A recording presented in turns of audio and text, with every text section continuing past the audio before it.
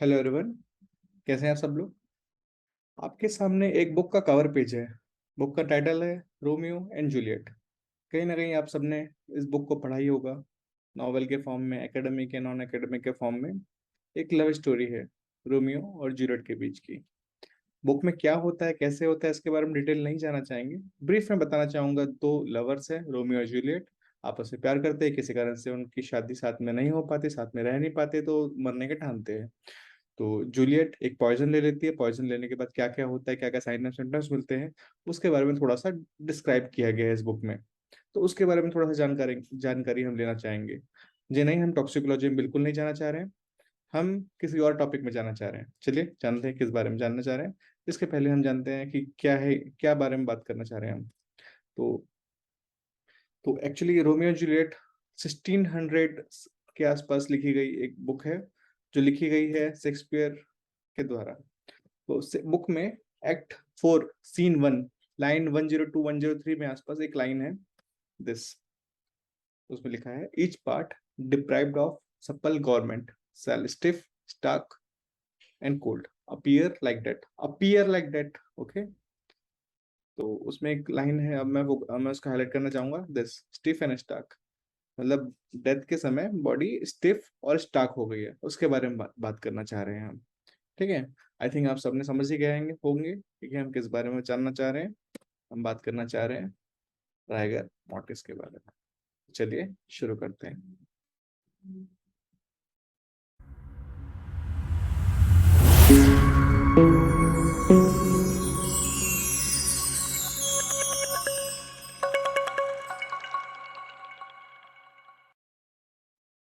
तो rigor mortis के topic को हम इन हेडिंग्स में डिस्क्राइब करना चाहेंगे, like introduction, then mechanism, what is the progression, the factors affecting and the similar condition which mimics the rigor mortis. Okay, बस introduction.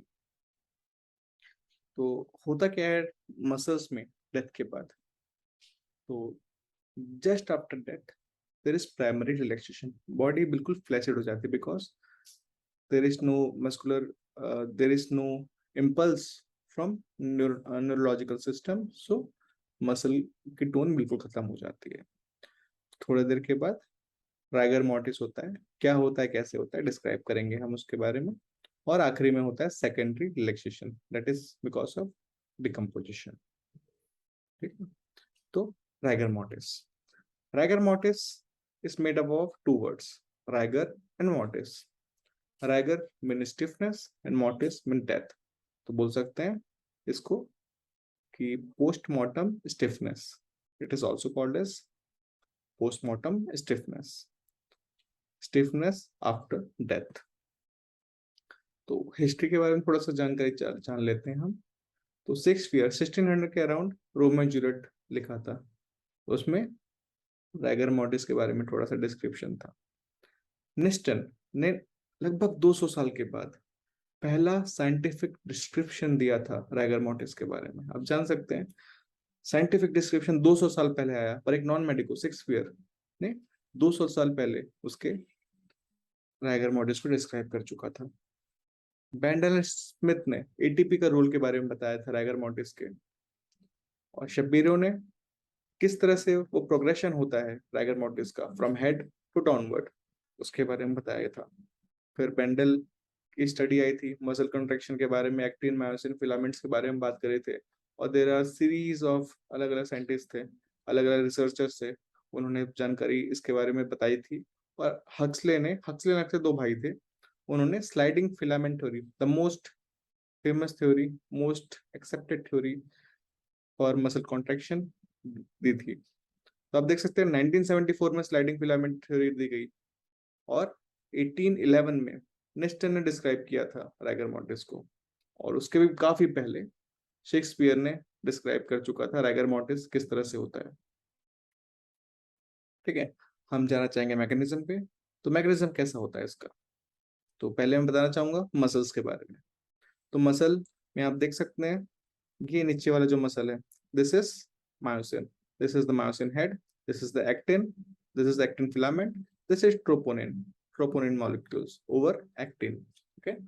होता क्या है, एक एटीपी मॉलिक्यूल मायोसिन हेड से जुड़ता है और कन्वर्ट हो जाता है ADP and phosphate, inorganic phosphate, और रिलीज होती है कुछ एनर्जी। यही एनर्जी मायोसिन हेड को चार्ज कर देती है और क्या होता है, मायोसिन हेड बहुत चार्ज हो जाता है, is ready for Shivling motion. साथ साथ में जब कैल्शियम यहाँ पर आता है, ट्रोपोनिन से जुड़ता है, तो there is a conformational change in actin. तो इससे क्या होता है, इससे जो myosin binding site on actin है वो एक्सपोज हो जाती है, और आप ऑलरेडी एटीपी के कारण मायोसिन हेड की एफिनिटी बढ़ चुकी है फॉर एक्टिन, तो मायोसिन जुड़ जाता है एक्टिन से। अब क्या होगा, वो एनर्जी जो थी, वो एनर्जी जो शिवलिंग मोशन के बारे में बात किया था, उससे मायोसिन मायोसिन का हेड मूव करवाता है एक्टिन को, और इसी से मसल कॉन्ट्रैक्शन होता है। ठीक है, फिर क्या होता है, उसके बाद एक अनदर एटीपी मॉलिक्यूल आता है जो टूट जाता है एडीपी और इनऑर्गेनिक फॉस्फेट में।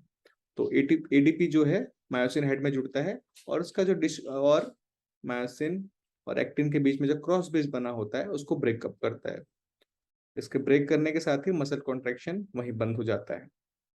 ठीक है, अब होता क्यों है, होता क्या है, अगर एटीपी नहीं होगा तो क्रॉस ब्रिज नहीं बनेगा। आप देख सकते हैं मसल कॉन्ट्रैक्शन के लिए और मसल रिलैक्सेशन के लिए, दोनों जगह के लिए एटीपी चाहिए था, पर अगर एटीपी नहीं होगा तो क्रॉस ब्रिज नहीं बनेगा।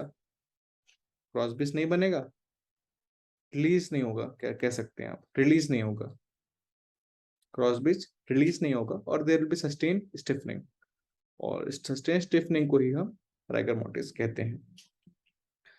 टेक्निकली 85% ऑफ नॉर्मल, जो भी नॉर्मल है उसके 85% लेवल तक अगर पहुंच जाता है तो राइगर मोर्टिस स्टार्ट होता है, और मैक्सिमम होता है जब 15% होता है नॉर्मल के। ओके, तो प्रोग्रेशन किस तरह से होता है इसका, किस तरह से राइगर मोर्टिस प्रोग्रेस करेगा, तो ब्रीफली बताना चाहूँ तो इसका एक प्रोक्सिमो डिस्टल प्रोग्रेशन होता है, टाइम बाउंड फिनोमिना है, और कुछ समय के लिए पॉज और रिस्टार्ट हो सकता है। जहां भी रोकोगे आप वहां रुक जाएगा, उसके बाद वहीं से स्टार्ट होगा जहां पर आपने रोकना था। एटीपी डिपेंडेंट फिनोमिना है, मैकेनिज्म में आप देख चुके हैं। अब प्रोग्रेशन जनरली कहाँ से कैसे होगा, सबसे पहले cardiac muscle, it will be seen as hypertrophy.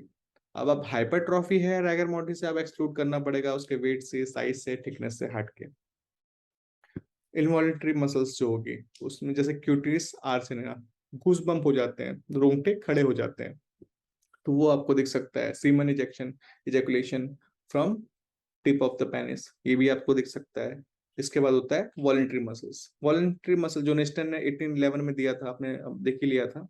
तो किस तरह से वॉलंटरी प्रोग्रेशन होता है, muscle near to brain will go rigor first, और देन धीरे धीरे नीचे की तरफ प्रोग्रेस करेगा। इसे कहते हैं प्रोक्सिमो डिस्टल प्रोग्रेशन।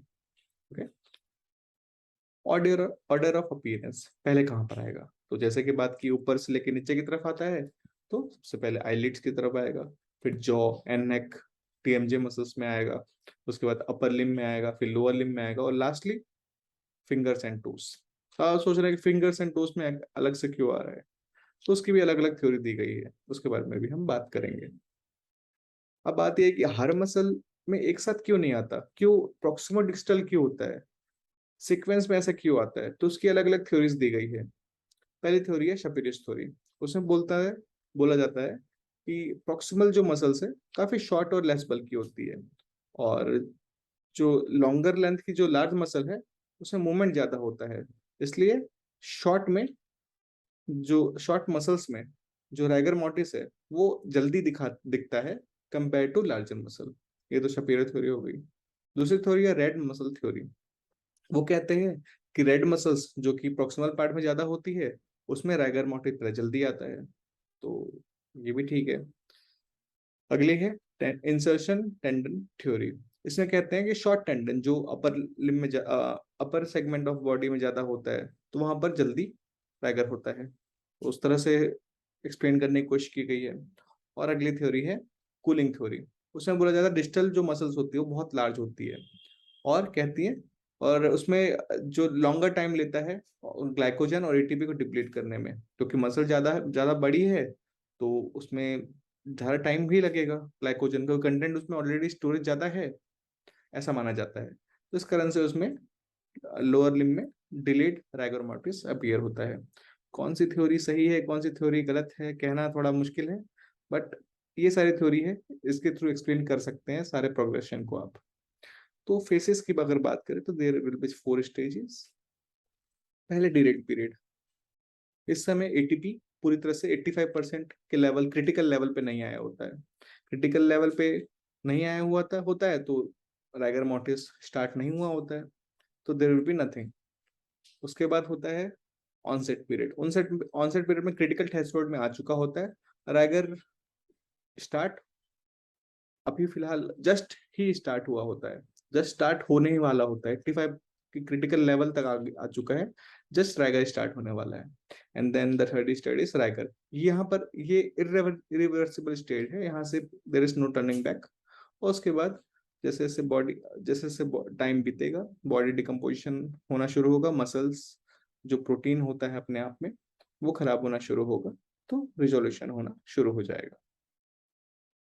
अब ड्यूरेशन की बात करें तो इन जनरल कहा जाता है कि it will start after 1 to 2 hour after death, and 8 से 10 घंटे नॉर्मली में वो सारा कंप्लीट हो जाता है, पूरे बॉडी में आ जाएगा। और it will be persisting for 10 to 12 hours, और it will past after next 12 to 14 hours. Okay. एक और रूल बोला जाता है 12-12-12 का भी रूल बोला जाता है, उसमें कहा जाता है कि 12 घंटे डेवलप होने में लगते हैं, 12 घंटे इट विल बी परसिस्ट, और उसके अगले नेक्स्ट 12 घंटे में वो पास ऑफ हो जाएगा। तो जो मसल में पहले आएगा वो मसल में पहले जाएगा भी। तो ये इसका प्रोग्रेशन में देखा जाता है। अगर इंडिया की बात करें, आई एम सॉरी, यहाँ पर एक करेक्शन यहाँ पर करना पड़ेगा। India is not a temperate country, it is a tropical. Broadly India में ज़्यादातर जो टेम्परेचर है वो थोड़ा सा हाई ही होता है, टेम्परेट नहीं होता है। टेम्परेट कंट्री में थोड़ा टेम्परेचर लोअर होता है, इंडिया में थोड़ा सा गर्म देश ही है। ओके, थोड़ा सा करेक्शन यहाँ पर है। सो इंडिया में क्या होगा, समर, अगर समर की बात करो लगभग 1 घंटे के जल्दी जल्दी आ जाएगा, क्योंकि इंडिया में गर्मी ज़्यादा होती है तो जल्दी अपीयर होगा, और कुछ घंटों के दौरान वो पूरी बॉडी में डिस्ट्रीब्यूट हो जाएगा, और लगभग 12 से 18 घंटे में पीरियड ऑफ स्टे होगा। गर्मी में थोड़ा सा टाइम ज्यादा होगा, 2 से 3 घंटे में वो अपीयर होगा, 4 से 6 घंटे में पूरा डिस्ट्रीब्यूशन होगा, 24 से 48 घंटे तक वो स्टे करेगा। It will help in estimation of times since death, किसी व्यक्ति को मरे हुए कितना देर हुआ अब इसके थ्रू बता सकते हैं। आप देख सकते हैं किस तरह से। तो फैक्टर्स अफेक्टिंग की बात करें, क्या क्या फैक्टर्स होते हैं जो रैगर मोर्टिस को अफेक्ट करते हैं। पहला, एज। तो आप देखोगे अगर बच्चे के होंगे, स्मॉल फीबल वीकर मसल्स होते हैं अगर बच्चे में, तो उसमें अच्छे से नहीं आएगा। पर अगर मसल के बारे में बात कर रहे हैं, अगर देर इज नो मसल, अगर मसल ही नहीं है, तो राइगर मोर्टिस कहाँ होगा, लेस देन 8 वीक इंट्रायूटरन लाइफ के बच्चों में मसल नहीं होती, मसल नहीं होगी, राइगर मोर्टिस नहीं आएगा। छोटी मसल्स होती हैं बच्चों में, छोटी मसल्स होगी, जल्दी ऑनसेट होगा और पास ऑफ भी जल्दी होगा, और मसल छोटी होने के कारण उसमें बहुत ज्यादा स्ट्रेंथ भी नहीं होगी। एडल्ट में एक नॉर्मल राइगर मोर्टिस होगा, नॉर्मल टाइम पे आएगा, नॉर्मल स्ट्रेंथ होगी उसकी, पास ऑन होने का भी एक नॉर्मल टाइम होगा उसका। कैसे होगा अपने सब देख चुका है। और ओल्ड एज में सेनाइल एट्रोफी होती है, उसमें भी इस कारण से भी उसमें early onset early pass off होगा, और मसल राइगर मोर्टिस जो होगा लेस्ट डेवलप होगा। बेल्ट के बारे में बात करें तो अगर आप देख सकते हैं दो तरह की बेल्ट यहाँ पर देख सकते हैं, बहुत ही थिन पर्सन मिल रहा है यहाँ पर, और दूसरा हाईली मस्कुलर पर्सन मिल रहा है। थिन पर्सन एमेशिएटेड पर्सन में क्या होता है, स्लो ऑनसेट होता है रैगर, और शॉर्ट ड्यूरेशन का होता है, और वेस्टर्न मसल तो इतना है ही नहीं, तो स्ट्रेंथ भी काफी वीक होगी। In other hand healthy muscle में स्लो ऑनसेट लॉन्ग ड्यूरेशन का होगा, और स्ट्रेंथ भी काफी अच्छी होगी। Nature of death, nature of death अगर बात करें, appear early and pass of early कब होगा, जब बॉडी में exhaustion, wasting, after conversion, avoidant, ये सारी चीजों डिफाई कर रही है कि हर इसमें एटीपी कंसंट्रेशन बहुत जल्दी डाउन हुई है। जितने जल्दी एटीपी डाउन होगा उतनी जल्दी क्रॉस ब्रिज टूटने की जो क्षमता है वो खत्म होगी। एटीपी जल्दी डाउन होगा तो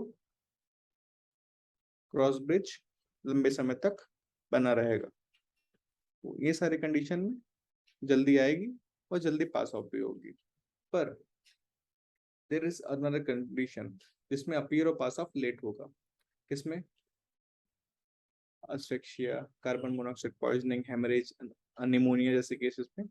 इसमें क्या हो रहा है, जनरली ऑक्सीजन की प्रॉब्लम हो रही है या फिर फीवर हो चुका है, सेप्टिसीमिया हो चुका है, हेमरेज में ब्लड कम हो गया है, इसमें अफिनिटी कम हो गई है, इसमें ऑक्सीजन ही कम हो गया है। तो होता क्यों है, एनारोबिक ग्लाइकोलाइसिस शुरू हो जाएगी। आप सब जानते हैं कि एरोबिक में 38 एटीपी, लगभग 36 से 38 एटीपी बनते हैं, पर एनारोबिक में सिर्फ ओनली 2। तो सिर्फ कम बनती है, कम बन रहा है, तो इसलिए अर्ली पास ऑन, अर्ली पास होगा, अर्ली अपीयर होगा, अर्ली पास ऑफ होगा। अगर एटमॉस्फेयर की बात करें, फोर्थ फैक्टर है एटमॉस्फेयर। तो कोल्ड भी हो सकता है, हॉट भी हो सकता है। कोल्ड में स्लो ऑनसेट होगा, लॉन्ग ड्यूरेशन का होगा। और आपने कभी कभी कभी देखा भी होगा कि कुछ कुछ बॉडीज मिली है एवरेस्ट में एवलांच के बाद बॉडी कई बार उसमें बर्फ के नीचे दब जाती है। और कभी कभी कई समय के बाद, मान लो 1 साल 2 साल के बॉडी बाद अगर बॉडी निकाल रहे हैं आप, तो उसमें राइगर बहुत समय तक सस्पेंड हो जाता है, ग्रो नहीं करता। और कुछ समय के बाद अब बॉडी आप वहां से उस कंडीशन से लेके, कुछ कोल्ड क्लाइमेट से लेके नॉर्मल कंडीशन में लेकर अगर आप आते हैं, तो उसके बाद वो राइगर वहां पर शुरू होना शुरू होता है।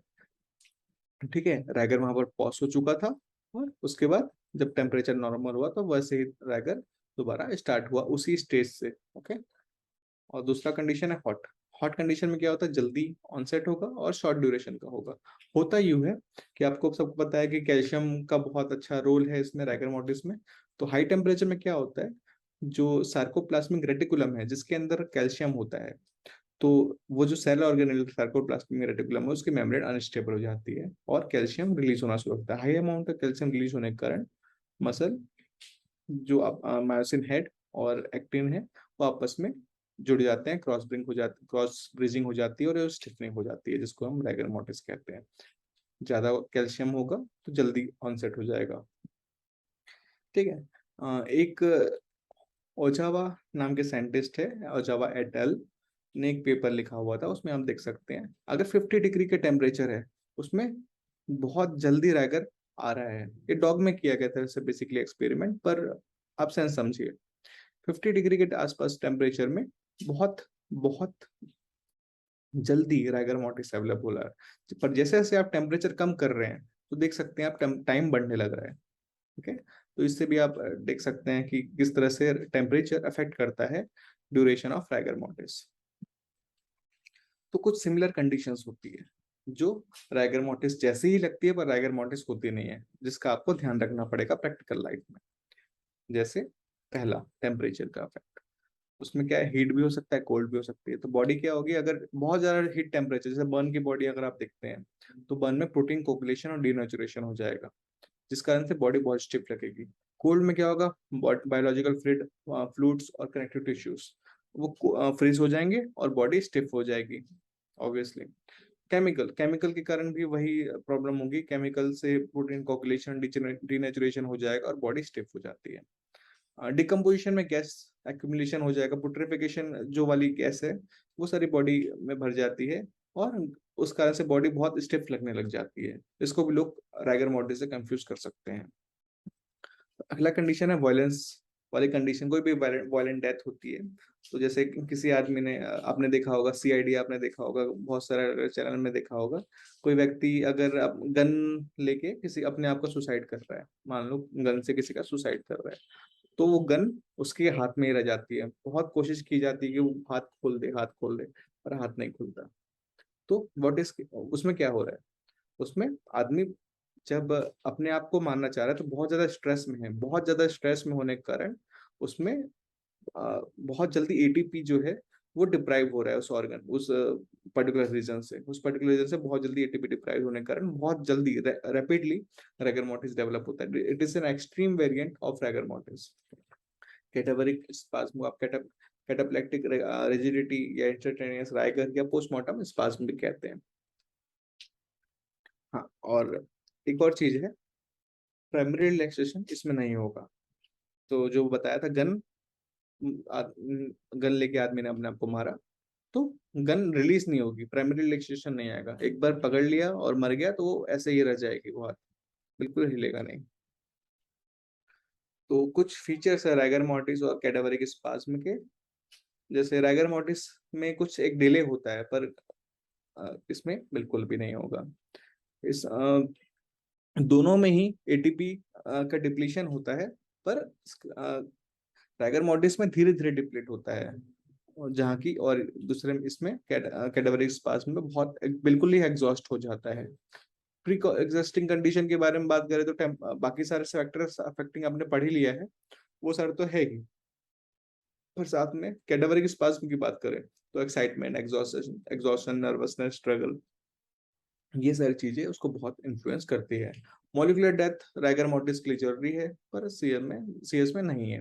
बॉडी टेम्परेचर जनरली कोल्ड होता है, और कैडावरिक स्पाज्म में क्योंकि एग्जॉशन और बॉडी बहुत स्ट्रेस के थ्रू गुजरती है, बॉडी थोड़ी सी वार्म हो जाती है। मसल रिएक्शन एसिडिक और अल्कलाइन यहाँ पर होता है। मसल मसल्स की बात करें, सारे मसल्स में ही होता है, वॉलंटरी मसल्स में, और कैडावरिक स्पाज्म सिर्फ वॉलंटरी मसल्स में होगा। और देर इज स्टिमुलेशन के बारे में बात कर ही चुके हैं, फैक्टर्स अफेक्टिंग में। प्राइमरी रिलैक्सेशन सिर्फ रैगर मॉर्टिस वाले कंडीशन वाले में ही होगा, सीएस में नहीं होगा। मसल स्टिफनेस होगा, वो बहुत ज्यादा मार्क होगा कैटाबरिक स्पाज्म में। इलेक्ट्रिकल स्टिमुलाई से भी वो अफेक्ट नहीं देगा। और मेडिकल लीगल इंपॉर्टेंस यही है कि कैटाबरिक स्पाज्म में आप मैनर्स ऑफ डेथ देख सकते हैं, और times in that in Raigar mortis you can see. तो समरी के बारे में बात करते हैं, हमने क्या क्या सीखा। पहले हमने देख लिया कि क्या क्या मैकेनिज्म होता है, प्रोग्रेशन किस तरह से होता है, पहले कार्डियक में होता है, involuntary muscle than voluntary muscles में होता है, क्या क्या फैक्टर्स होते हैं, एज वाइज के बारे में बात कर दिया, मसल स्ट्रेंथ के बारे में बात कर लिया, टेम्परेचर का क्या फर्क पड़ता है ये हमने बात कर लिया, एग्जॉशन का क्या फर्क पड़ता है ये बात कर लिया, एटीपी के बारे में कैसे बात कर लिया हमने, कैल्शियम के बारे में बात कर लिया, और क्या क्या कंडीशंस होती है टेम्परेचर के हिसाब से हमने देख लिया है।